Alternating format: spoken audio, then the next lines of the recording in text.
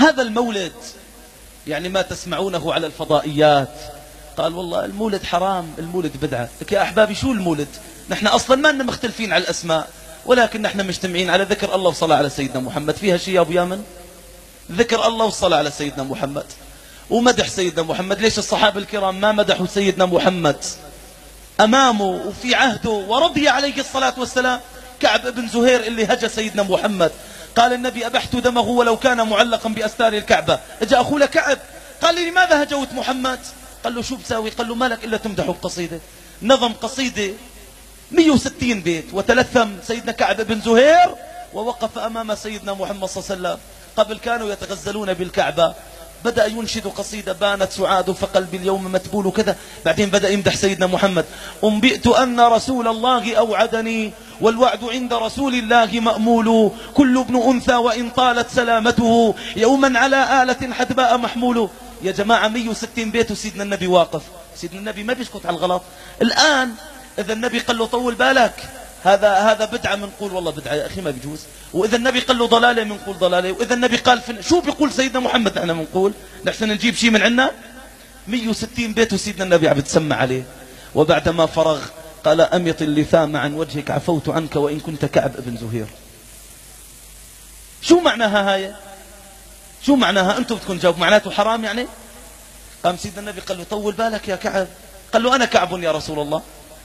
قام سيدنا النبي قال له طول بالك يا كعب والله إن شافك عمر لا يخبصك صواب يجيب أجلك. قام خلع البردة. يا جماعة بردة سيدنا محمد بتسوى الدنيا وما فيها. لك بردة سيدنا النبي بتسوى الدنيا وما فيها. إذا كان نعل سيدنا محمد صلى الله عليه وسلم المولى الكريم عندما خاطب موسى قال يا موسى اخلع نعليك تأدبا مع الله إنك بالوادي المقدس طوى. وعندما عرج بسيدنا محمد بالنعلين الشريفتين ما قال الله لسيدنا محمد اخلع نعليك. عندما عبر الحبيب مدارج الأنوار سيدي سريت من حرم ليلا إلى حرمي كما سرى البدر في داج من الظلم. سيدنا المولى الكريم ما قال له اخلع نعليك. فسيدنا النبي عطاه البردة. عطاه البردة لمين؟ لسيدنا كعب. ما نكون معي انتم ليش بخيلين بالصلاة على سيدنا محمد؟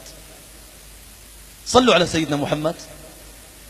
وهي محبتكم لسيدنا النبي. صلوا على سيدنا محمد. صلى على سيدنا محمد. خيو إذا حاسدين على المقرب نعطيكم.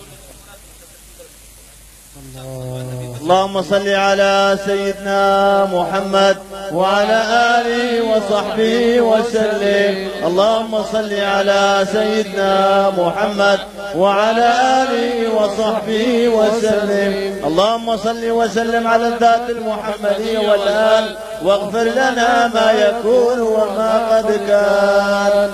فيا أحبابنا سيدنا النبي خلع البردة وعطاها لسيدنا كعب بن زهير. البردة اللي بتسوى الدنيا وما فيها بردة سيدنا محمد. اليوم لو انه شيء مسؤول يعطيك عباية، شيء مسؤول اي والله ما حدا بيحسن لك، اي والله بجوز سلام ما تسلم علينا، ما يا ارض اشتدي ما حدا قدي خير. قال والله هاي العباية اعطاني اياها مثلا فلان من الناس، شيء مسؤول كبير. شلون بردة سيدنا النبي صلى الله عليه وسلم؟ معناها سيدنا النبي زعلان من مدحه؟ لا والله. يا أحباب سيدنا محمد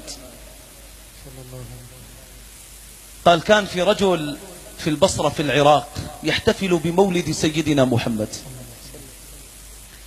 هذا الرجل في البصرة في العراق كل ما بيجي مولد سيدنا النبي بيستنفر، عنده استنفار.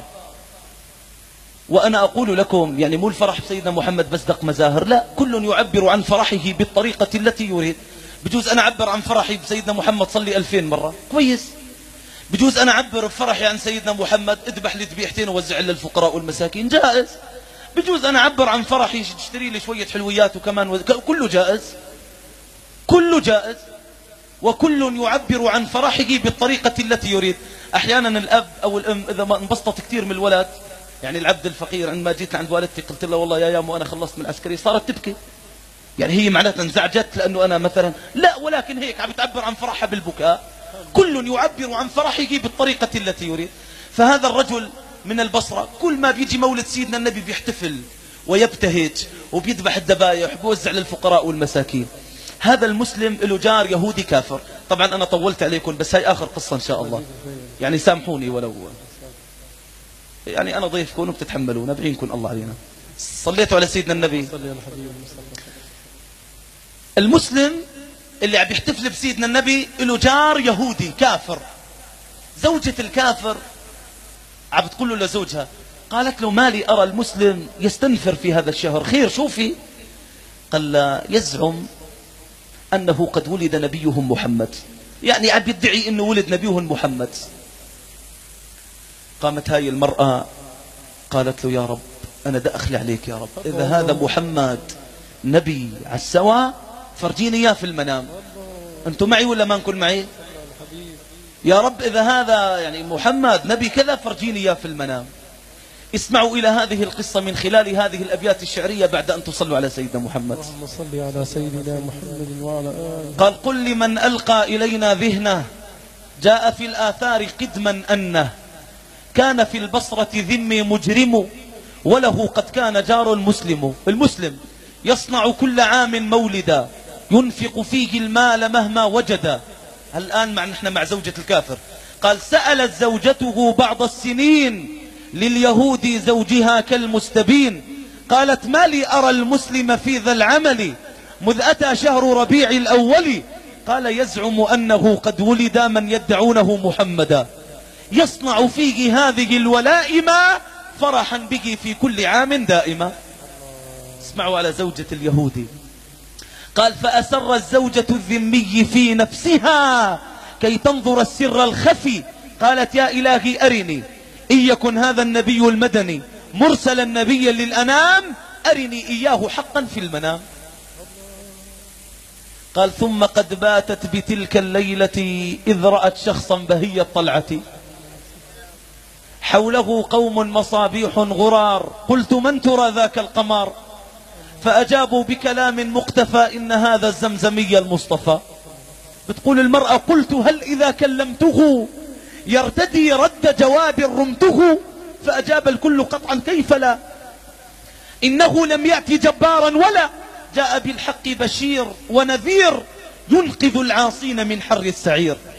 بتقول المرأة: فأقبلت بكليتي إليه، عن سيدنا محمد، وبكل القلب توجهت عليه، صحت حالا يا محمد فأجاب، ما لك باللين من هذا الخطاب؟ بتقول المرأة: قلت: يا نور الدياجي، من أنا لي في الورى حتى تكون محسنا؟ قام قال سيدنا محمد: لولا أنني أرى فيك الهدى من قديم ما أجبت للندى. بتقول المرأة: شعشع الإسلام حالا بالفؤاد، وله أسلمت عن حسن اعتقاد.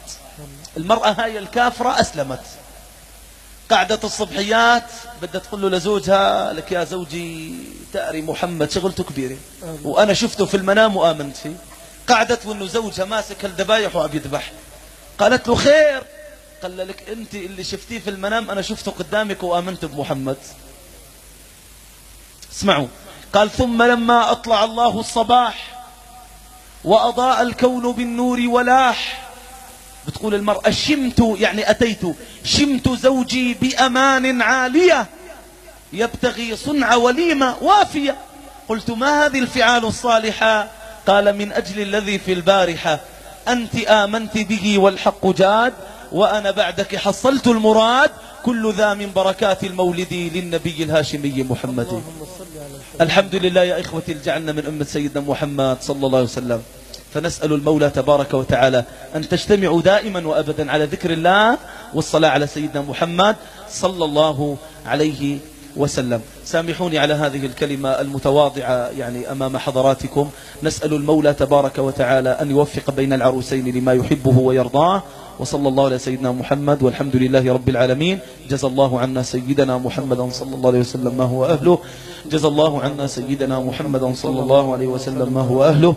جزى الله عنا سيدنا محمدا صلى الله عليه وسلام ما هو أهله. سلام على المرسلين والحمد لله رب العالمين.